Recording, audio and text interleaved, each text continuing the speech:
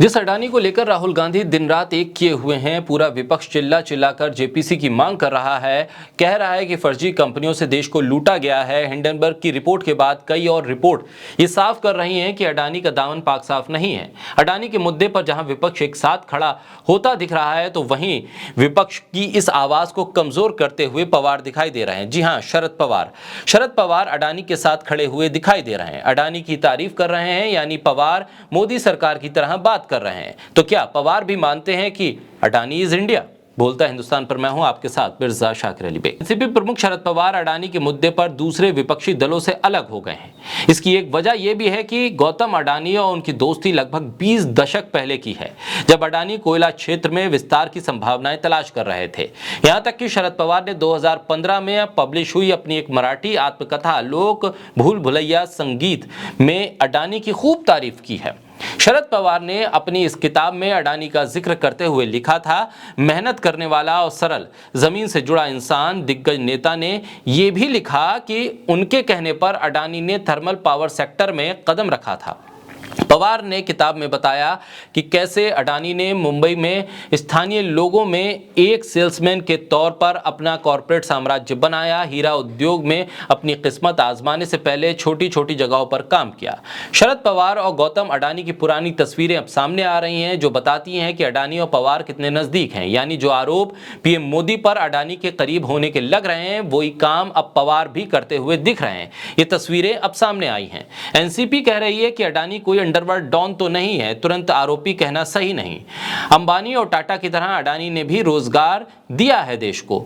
यही वो सवाल है जिसको लेकर लगातार पूछा जा रहा है कि अडानी इज इंडिया या इंडिया इज अडानी, क्योंकि आज एनसीपी की भाषा भी वही कह रही है जो इससे पहले अडानी के समर्थन में खड़े हुए राष्ट्रवादी मीडिया के एंकर या पत्रकार कह रहे थे, या फिर सरकार के से जुड़े हुए वो तमाम छोटे बड़े संगठन कह रहे थे, जो दबी जबान में अडानी को पाक साफ बता रहे थे। सवाल यह भी है कि क्या अडानी के सहारे सियासत भी बदल रही है? अडानी के मुद्दे पर राहुल गांधी तो कई महीनों से मोर्चा खोले हुए हैं, तब क्यों नहीं शरद पवार को अडानी के गुण याद आए? अब जबकि शिवसेना के शिंदे गुट के विधायकों का मामला कोर्ट में है, नजर फैसले पे है, तो क्या सियासी हवा भापते हुए शरद पवार पाला बदलने वाले हैं, या फिर अजीत पवार के सहारे कोई नया खेल होने वाला है? क्योंकि जिस अडानी को बीजेपी खुलकर नहीं बचा रही है, उस अडानी के लिए विपक्ष में ही फूट डालने से परहेज नहीं कर रहे हैं शरद पवार।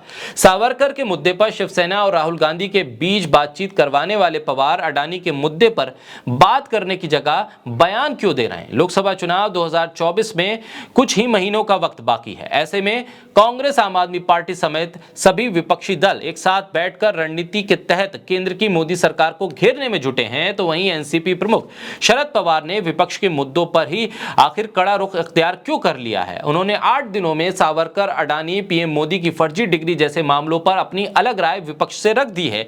ये वही मुद्दे हैं जिस पर विपक्ष लगातार केंद्र पर निशाना साध रहा है। यानी शरद पवार केंद्र के साथ खड़े हुए दिखाई दे रहे हैं, और शरद पवार के बयानों से बीजेपी को राहत मिलती है, क्योंकि बीजेपी का कोई भी बड़ा नेता इन मुद्दों पर खुलकर अपनी राय नहीं रख पा रहा है। और ऐसे में शरद पवार का बयान उनको बहुत तसल्ली देने वाला है। तो वहीं विपक्ष के कड़े तेवर भी अब कमजोर हो जाएंगे क्या शरद पवार के इन बयानों के बाद, या फिर शरद पवार और विपक्ष के बीच की दूरियां बढ़ेंगी और फिर एक नया राजनीतिक समीकरण तय हो जाएगा महाराष्ट्र के सहारे? क्योंकि महाराष्ट्र में महाविकास आघाड़ी में शरद पवार की अहम भूमिका थी, जिसके चलते ही शिवसेना और कांग्रेस करीब आए।